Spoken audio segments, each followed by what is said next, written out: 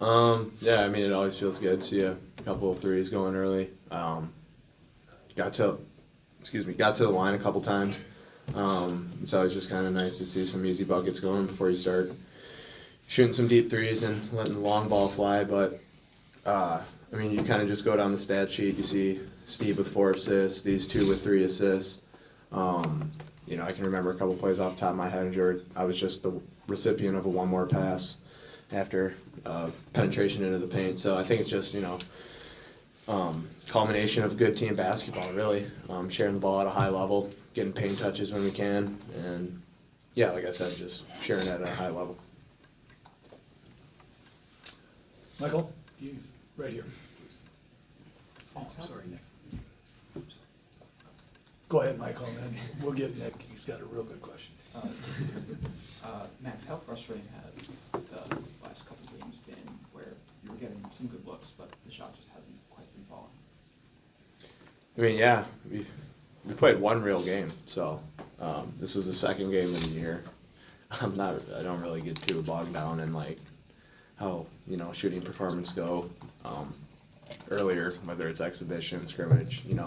Basketball's like golf. I'm a really big golfer too, and you're not gonna hit 320-yard drives down the fairway every single time. Like, it might be in the rough, you might miss one long, but you get to play hole 2, and like you get to shoot the next shot. So stuff like that, always moving forward, like looking at the next biggest opportunity.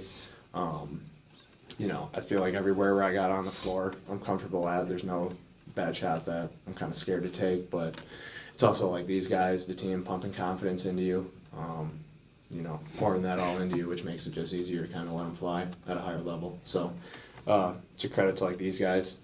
Like I said, finding me, getting open, things like that, but you can't worry about, past games, past shots. Nick, go ahead. Yeah, for Max or John, at Big Ten Media Days, you guys both mentioned Kamari as somebody that really had a strong offseason. How has that translated, to the offense early, and just how has that been so beneficial, especially in the half court? Yeah, I would say he just, like I said before, he's a spark plug off the bench. And he makes us great whenever he's on the court. And he's always talking, always leading. Whether he's scoring or he's not, he still has high energy. It's never down. Even off the court, he always has high energy. Even when he was hurt during the offseason, he was always had high spirits. So that's a great point guard to have on the floor, and just a great guy overall. Yeah, like echo that. Yeah, just building off what John said about the spark plug, part of it, just pouring. I mean, last game you looked at his plus minus, it was like, 35 or something like that. Coach says you look at it again tonight, well, it's 3, but I mean, that's also a very, like, take what you want with that stat. You can feel it though, like it's something you can feel as a player in the game when 4 checks in, brings a new tempo, brings a voice, that carries throughout the team. So even in the huddles too, not just on the floor, but media timeouts, halftime, talking stuff through. It's a blessing that we got him here back to, well, you were in Wisconsin, but to Wisconsin. Yes, sir. Got a question right up front here. Go ahead, please. JB, you had a real upfront, close and personal look at Carter Gilmore's block. What did you make of that play? What did you see? How did that develop? Well, you're always going to get one of those or a highlight play from Carter Gilmore. So I knew he was going to block that. I saw him coming in transition, and I saw him timing it up. He blocked my shots a few times like that. I think he cussed after, but about that. But yeah, like Carter Gilmore, he's, like I said, he's similar to Kamari, but in a different role. He just comes off the bench, gives good energy, knows the game, plays the game the right way, and just plays his role. I mean, he doesn't complain. Comes in with a high spirit every single day, and just does his job. And then he's a leader off the court too.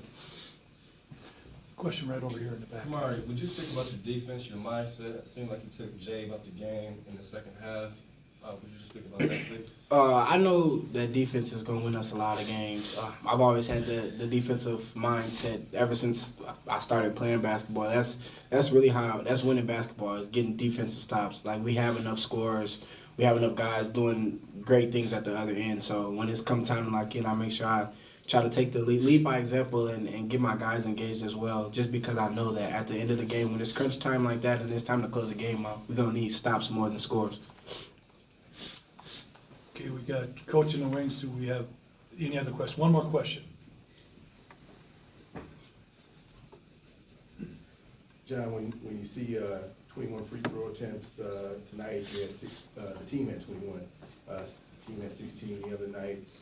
What does that tell you about how this group is playing? As we get up a lot of threes, but I mean we have a good mixture of both. I mean, like Tanji, I think he leads us with that. Me as well. I know I only had 2 tonight, but we try to get to the free throw line as much as possible. Like last game, I think we were double bonus early, and this game we were in double bonus. So whatever we can do to get free points from the line, I mean, we're trying to do that. So yeah.